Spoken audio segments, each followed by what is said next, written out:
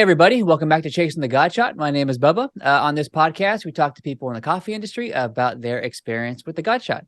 Today, we have Simone on the podcast. So, Simone, welcome to Chasing the God Shot.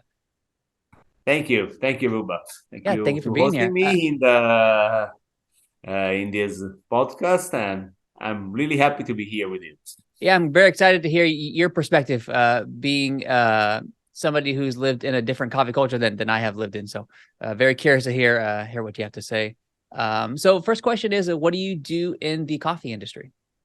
Hi, I was born as a barista. I would say I worked for around 25 years in the coffee industry. And right now I run my coffee shops also for around Mm. 15 years. And then it's 6 years that I'm working as a barista and coffee trainer in coffee schools in Florence, Italy, where we do courses for baristas and roasters and green importers. So, in relation to the God Shot, what is your personal definition of a God Shot? I would say if I have to think about the gut shots, I would definitely define a cup of espresso. I'm Mm. Italian, so an espresso with really with amazing flavors, but with a smooth and creamy body and a really sweet aftertaste, long Mm. lasting. That and I think that the balance and the complexity of the shot will be really important to define a gut shot. It's something interesting that I learned a while back, and I'm pretty sure it's accurate. But yeah, I remember going to Italy and kind of training with you for a little bit. If you order a coffee in Italy, they usually default to an espresso, right? You don't really get like a cup of drip coffee for the most Uh, part. No. I would say that in the last 10 years, something is changing. Oh, And really? there are a lot of coffee shops that are growing, that are start to serving other extraction methods beside the espresso. But I would say that espresso is still part of our life. Yeah, it's super interesting, you know. Do Yeah. you remember your very first God Shot experience? I would say that, as I was saying, in Italy, we are really used to drink espresso almost every day. But I would say that my first gas shots, I get it in a coffee event that was here in Florence around 10 years ago, where some coffee professionals make me taste different origin and different Mm. coffee. I could say specialty coffee, but I'm not sure if they were really specialty Mm. coffee as we can consider. But it was the first time that I opened my mind, and I think considering that coffee could be an amazing experience. Mm. Interesting. So yeah, How has that experience changed or shaped your career path, your life journey at all? yeah, that makes me want uh, tasting and learning more about coffee Hmm. and about the different varietals and different possibilities that a coffee beans could give me in a cup. So I start studying, I start tasting new coffee, start sourcing different coffees, Oh, and interesting. yeah, that's why I start reading a lot of books. I have a full library of 200 books here, coffee Oh, books wow, that's a lot. in my home. So yeah. Interesting. Do you have any specific coffee roasters or coffee shops in your area or anywhere you traveled around the world that maybe you've had a God Shot or think people can find their next kind of God Shot experience? Usually when I travel, I used to look first where could I get a good cup of coffee. Yeah. I think that here in as I was saying, here in Florence in Italy, in the last years, a lot of there are lots of um, new small roasters that start roasting specialty coffees and great coffees. And also in our school, we are inside a roasting company, and we develop a project that is called Cafe Lab, where we roast all specialty coffee. And I'm one of the I'm part of the team of tasters and coffee Oh, specialty interesting. coffee sourcer. So I hope that the next gut shots I will get it in during my job, maybe or in the school, or maybe in some of the coffee shops that we have here in Florence. Interesting. I do have a slight bonus question just because I think it'd be interesting for people to kind of hear. It's something that was interesting to me when I took the class with you, is how big of a part Robusta plays in your part of the world and your like culture and like the palate for Italians. Like the gotcha would be different from a person that's solely specialty coffee kind of type of thing versus like Italian coffee experience.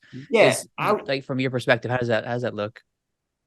yeah, I would say that in a classic Italian espresso blend, Robusta is almost always almost always present and Mm, has been a big, an important part of the cup because uh, as a as Italian we are mostly used to bitterness than acidity in a cup. mm, That's why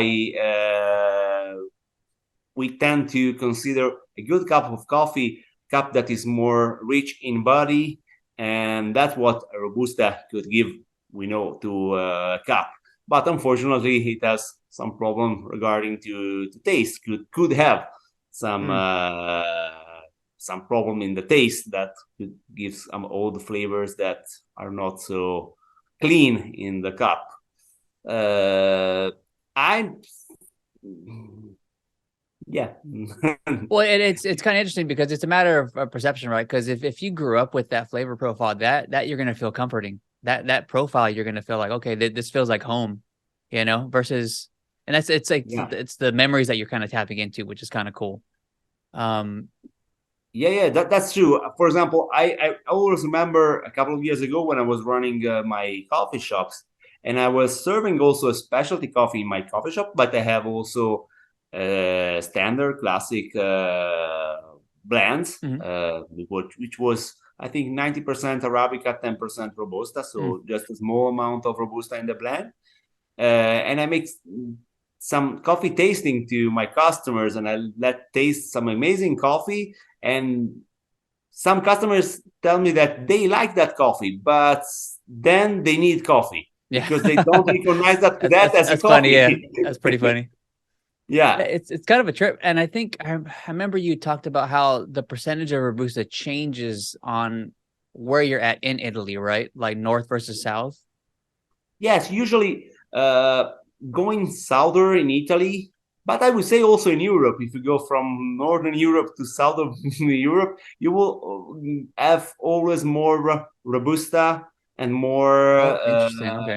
and also a different in roast. Also a little bit darker in roast. That's probably a matter of perception, and also I would say that in many other hot country where the temperatures are high, usually you look for a more intense and also more bitter taste in the cup Mm. compared to more colder weather where you could be more interesting in a more sweet and complex and long drink. Oh, and it's That's what pretty I found. complex. Yeah, a lot of different factors kind of come into play. Yeah, Yeah, it's really cool. Yeah, thank you for sharing that. I think that'll help a lot of people that are listening kind of understand at least the Italian coffee culture and how it's different from people here in the US or like Australia or stuff like that. So, um, yeah. the next question is where could people find you or your company to kind of get hold of you, learn more about what you do? Yeah, my company and me, I am located in Florence, Italy, and we are a roasting company, but we are mostly an coffee academy that is called Espresso Academy, where we do courses, certified courses by CAE, and we are certified also by Italian Barista Method. That is one of our standards that we created, and yeah. Cool. Yeah, and I think if anybody is ever in Florence, they find themselves in Florence for whatever reason, definitely check it out. I learned a lot in the time that I was there, kind of training under him, just to get a different perspective. Because there are different coffee cultures around the world, and it's kind of good to just be aware of what's out there.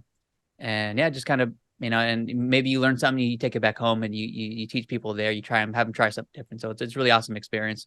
Yeah, so that's all I have. But thank you, Simone, for taking time to kind of chat with me Thank today you. on the podcast. Thank you so much. And it was a pleasure to see you again. And I Yeah, hope it's been a while. to meet you again, maybe in Florence or in the US for a cup of coffee. It will Yeah, if be you're ever in great. the area, definitely hit me up. That'd be kind of cool. If I'm ever in your area, I'm gonna make sure I say hi. It's a beautiful space to be living in. So Florence. Thank you. Yeah. You have a good day. Thank you for everybody for listening, for watching if you're watching, and we will talk to you next time. Have a good day. Thank you. Thank you. Bye.